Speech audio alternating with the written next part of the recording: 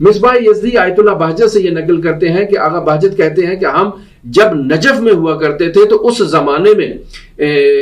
لوگوں کی یہ روٹین ہوا کرتی تھی علماء کی کہ وہ نماز تہجد باقاعدہ حضرت سید الاوصیاء علیہ اعلیٰ فتحیت و ثنا کے نورانی حرم مطہر میں جا کر پڑھا کرتے تھے. تو بعض علماء ایسے بھی تھے کہ جن کی باقاعدہ طور پر یہ روٹین تھی کہ وہ نماز تہجد کے آخری وتر میں باقاعدہ قنوت میں دعائے ابو حمزہ صومالی کی